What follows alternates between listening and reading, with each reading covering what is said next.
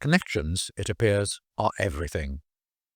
I discovered a perfect example of this recently when I met a lady by the name of Ji XiaoLan, who happens to run a highly regarded English language school in the Huilongguan region on the north side of Beijing.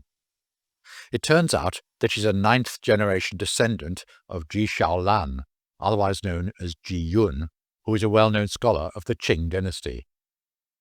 I happened to mention this to someone at work and was amazed at the reaction. "What?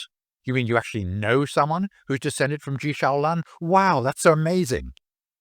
Well, given the fact that JXL had 3 kids, and the fact that over 200 years have passed since his death, it surely can't be that amazing, I thought. Yet a similar comment to another colleague got an equally over-the-top reaction. It could, of course, be something to do with the fact that a TV series was made in 2002 about his life, The Eloquent Ji XiaoLan. Ironic in a way that 20th century invention should have made him an overnight sensation 200 years after his death. I decided that I should quickly look up who this amazing Qing scholar was, such that by the time Ji Zhuan had discovered that I was working my way around Beijing's many museums and asked me if I would be interested in going to JXL's museum, I was able to thank her most profusely for the offer. The museum, on Zhuxikou Shidajie in the Shanwu district, a 10-minute walk due east of Caishikou subway station on Line 4, is unlike any of Beijing's other Sihoyuans, in that it boasts a Jesuit Rococo entrance on either side of the former main entrance, of which very few examples can be seen today in the capital. The mansion itself was actually built in the early 18th century for a 21st generational descendant of the renowned General Yu Zhongqi of the Song dynasty. General Yu, it should be noted, fought alongside General Liang Gengyao in quelling Muslim and Tibetan rebels in what is today Qinghai, and was highly honored in Beijing. Ji XiaoLan lived here on and off for some 60 years altogether, including the last 30 years of his life. The residence has survived the Opium Wars, the collapse of the Qing Dynasty, World War II, and the Chinese Civil War, and perhaps the biggest destroyer of all, Beijing's modernization program. According to timeoutbeijing.com, entry is 6 kuai, whereas pjpinker.com knows better and goes on to tell us, tickets $10, no longer free.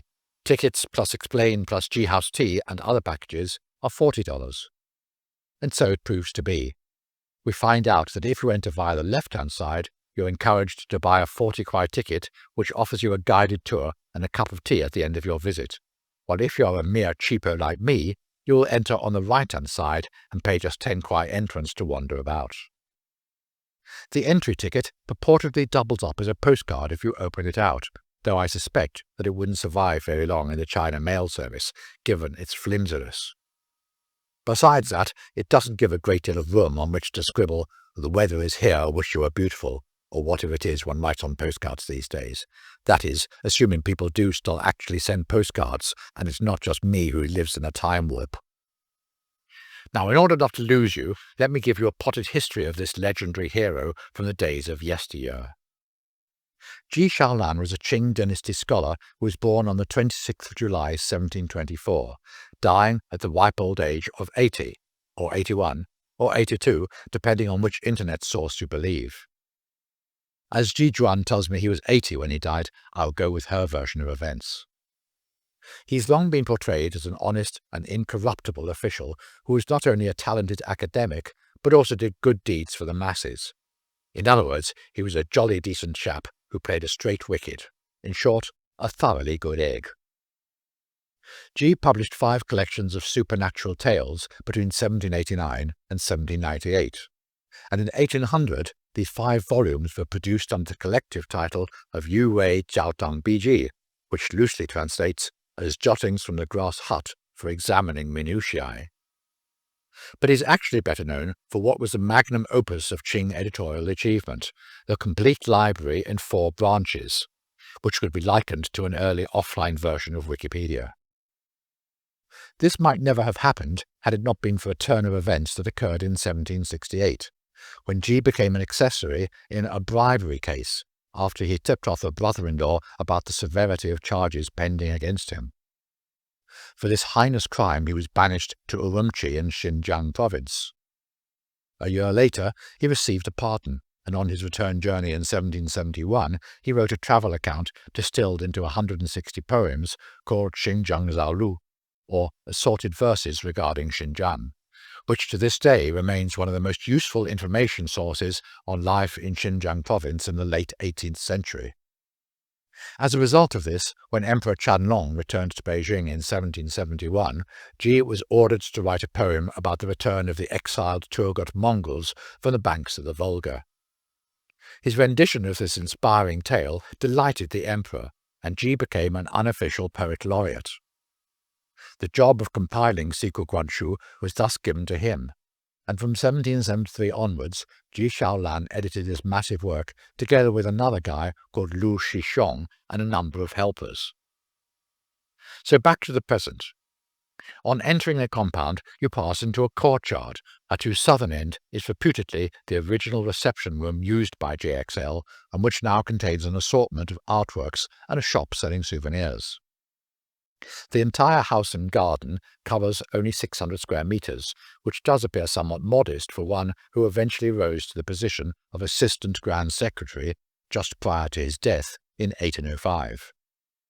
It's amazing that the house has survived this long, while so many other historical places have been torn down.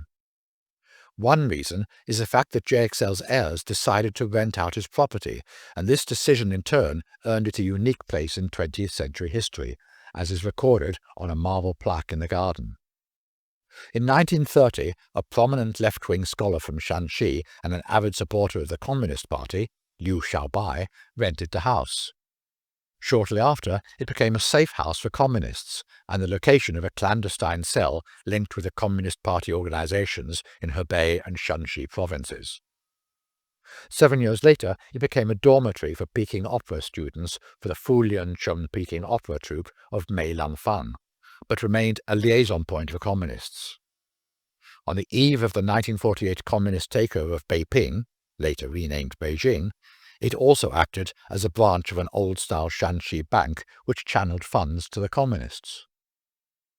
In 2001, the street was widened, and members of the public, concerned that the former mansion of Ji XiaoLan might be demolished, called for the restoration of the building. This was carried out, and the next year what remained of it was opened to the public. It's a beautiful day today, and spring is already turning into summer. Beijing always has incredibly short spring seasons. Blink and you miss them.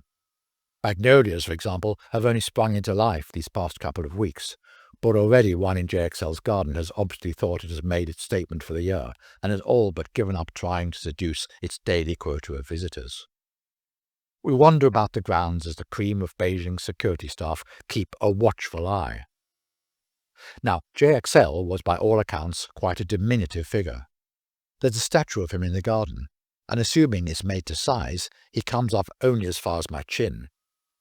He was married to Lady Ma, who died 10 years before he did, and they had 3 children, born in 1743, 1766, and 1784. But there's more.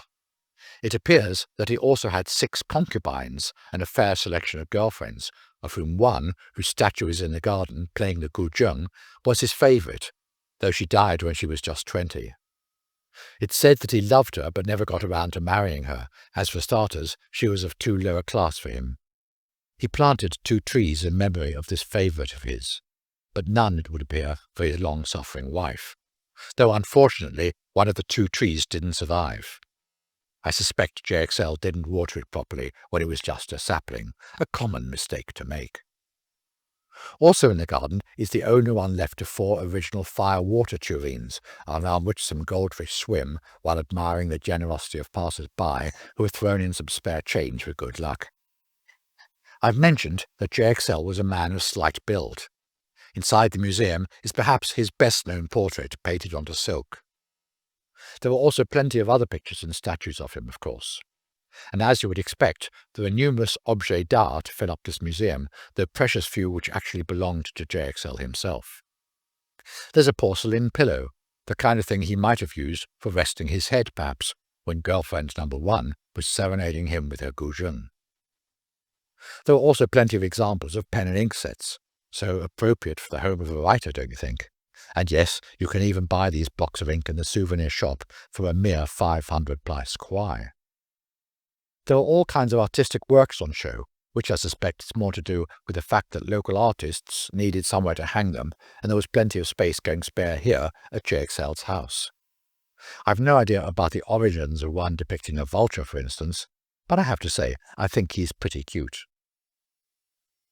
One of the things you find many people comment on is the fact that although he was a very heavy smoker, JXL lived to be an octogenarian. He was known for the very long pipe he smoked, and he even had a nickname, Jidanyan Dai, or G with a long pipe. Now, we've already seen that JXL was a prolific writer, helped nonetheless by a huge team working for him. Many copies of his books are on display in cabinets, a definite case of never mind the quality, feel the width. His famous Yuo Wei Zhaotang Biji contains 24 parts, and of course there are some samples shown. Another room is called Siku Shufan, or the Secret Study, and there are a number of cupboards in it. It's said that 80 cupboards would be needed to hold all his books. There were several full sets made. One set is in Taiwan, for instance, another in the Imperial City. And it's also said that if a 10-year-old boy started reading his works and managed to get through 200 pages a day, he would still be reading the works by the time he was 70. JXL's study has now been divided off into smaller rooms, 2 on each side of a large open area with yet another portrait of the guy dominating the room.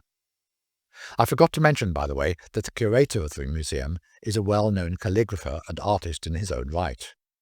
Li Xinyong is also an avid collector of ink stamps from the Qing Dynasty, among other things, and in the study area of the museum is a massive collection of such things. One of these subsections contains various artworks and examples of calligraphy, a reflection of much that has been collected by Li Xinyong. There were also assorted collections of jade and other stones, which may not have had anything to do with JXL, but as collector's pieces they are exquisite in their own right.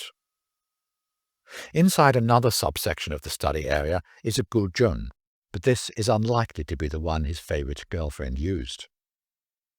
Although we had gone in via the cheap entrance, paying for a basic 10 kwai ticket, Jijuan sees an official tour guide talking at a group of followers, and she sidles up and joins the group surreptitiously.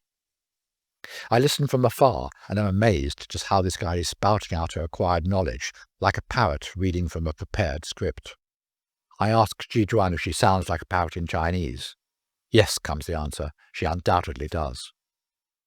Miss Parrot is telling her audience that although few of the original items from the time of Ji XiaoLan remain in the house, the desk and mirror in the main study are original items.